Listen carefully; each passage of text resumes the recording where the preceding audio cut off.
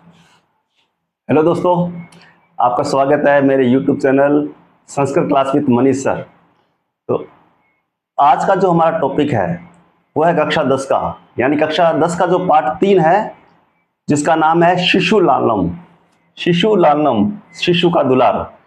तो ये जो पाठ है ये जो रामायण से लिया गया है, यानी कि इसमें जो राम और लव कुश होता है इनके संवाद का वर्णन किया गया है।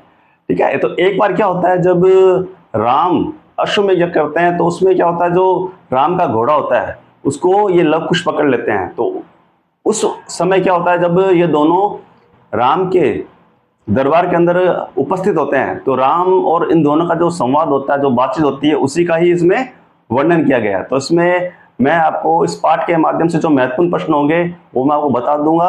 और एक नाटक है, इसमें गद्यांश आएगा, तो गद्यांश के हिसाब से भी आप इसको आसानी से कर सकते हैं। और जो महत्वपूर्ण प्रश्न है वो भी आपको मैं अभी बता देता हूँ। तो देखिए, सबसे पहले इसमें होता है क्या, इसमें क्या होता है, जो लव कुश होते हैं उनको जो राम का जो दरबारी होता है जिसका नाम विदूषक होता है वो महल में लेके आता है।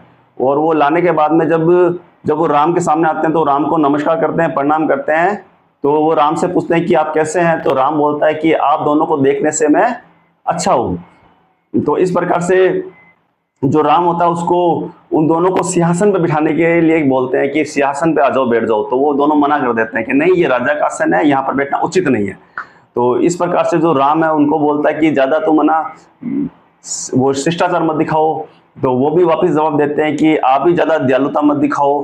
तो इस प्रकार से फिर जो राम होता है वो सोचता है, वो बोलता है कि जिस प्रकार से जो छोटे बच्चे होते हैं अपनी छोटी उम्र के कारण सभी के लाडले होते हैं या महान लोगों के लाडले होते हैं, उसी प्रकार से जो चंद्रमा है वो भगवान शिव के मस्तक पर जो जुड़ा होता है वो इसी वजह से उनका लाडला होता है ना, यानी सुशोभित होता है। यानी कहने का मतलब यह है कि जो जो चंद्रमा है वो शिव जी के जो जुड़ा है उस पे क्या, उसके बाल भाव के कारण ही उसके ऊपर विराजमान होता है।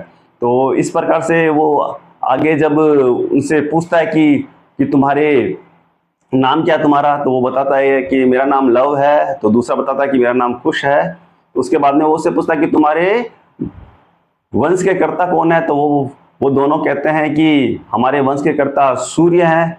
तो जो राम होता है उनको आश्चर्य होता है, वो कहते हैं कि तुम्हारे और हमारे दोनों के जो पारिवारिक वृत्तांत है वो एक जैसा है। तो वो पूछता है कि तुम्हारे गुरु का नाम क्या है, तो वो अपने गुरु का नाम बताते हैं कि हमारे गुरु का नाम वाल्मीकि है।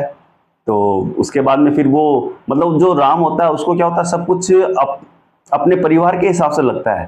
तो वो बाद में अपने विदूषक को बोलता है, मंत्री को बोलता है कि मैं इनकी माता का नाम जानना चाहता हूँ। तो पहले फिर ये बात तो बोल देता है, उसके बाद में फिर वो खुद कहता है कि वैसे तो किसी पराई स्त्री के बारे में जानना उचित नहीं है, लेकिन फिर भी मैं इनकी माता का नाम जानना चाहता हूँ।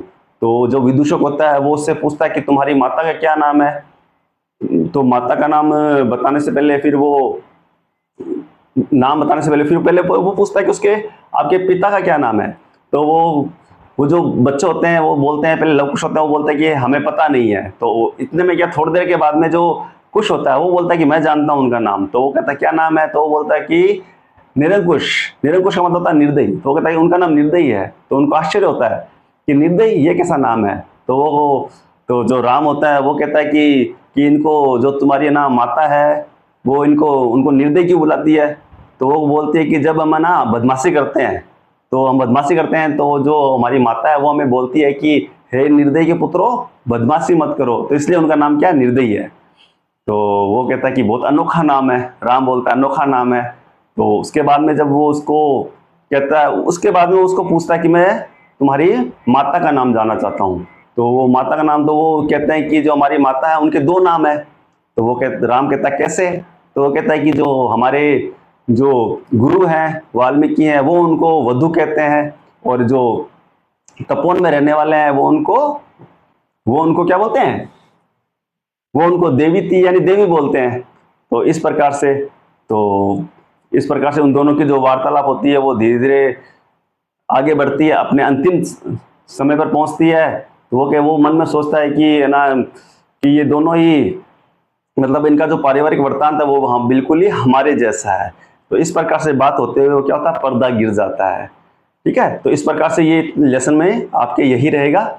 और ये कोई सार नहीं है, ये आपके सार की तरह नहीं आएगा, ये आपके पैसेज की तरह आएगा, यानी गद्यांश की तरह आएगा। और गद्यांश के अलावा कुछ जो 4 ऑप्शन वाले प्रश्न होते हैं उनमें कुछ महत्वपूर्ण प्रश्न कौन कौन से होते हैं वह मैं आपको बता देता हूँ। देखिए उसमें आपसे क्या पूछ सकते हैं, एक वो पूछ सकता है कि जो शिव जी हैं उनके मस्तक पर कौन विराजमान है, तो उसका हो जाएगा हिमकर यानी चंद्रमा। तो हमें हिमकर उत्तर देना है ऑप्शन में से। एक आएगा जुड़वा, जुड़वा का ध्यान रखना है। यमलो यानी कि ये बयान मैंने आपको बताया नहीं भी, जब जब राम उनसे पूछता है कि तुम्हारी दोनों की जो जो शरीर है वो भी एक जैसा है और तुम्हारी उम्र भी एक जैसी है, तो जब वो क्या आता है, जो लव होता है वो बोलता है कि हम दोनों क्या है, जुड़वा हैं, जुड़वा है। तो जुड़वा यानी यमलो, ये ध्यान रखना, यमलो को जुड़वा बोलते हैं, ये पैसेज के अंदर आ सकता है। उसके बाद ये पूछेगा लव और कुश के गुरु का क्या नाम था, तो उनका नाम है वाल्मीकि। ठीक है, उसके बाद में जो वाल्मीकि है उनकी माता को क्या बुलाते थे, यानी सीता को क्या बुलाते थे, वो होगा वधु। ठीक है, उसके बाद पूछेगा कि तपोवनवासी सीता को क्या बुलाते थे, तो उसमें बताना है देवी थी, देवी। ठीक है, तो इस प्रकार से ये महत्वपूर्ण प्रश्न है, आपको संवाद के रूप में ये समझ में आ गया होगा। आप बताइए जरूर कि आपको कैसा लगा। फिर मिलते हैं आपसे अगले वीडियो में, जब तक लाइक कीजिए, सब्सक्राइब कीजिए। फिर मिलते हैं, थैंक यू।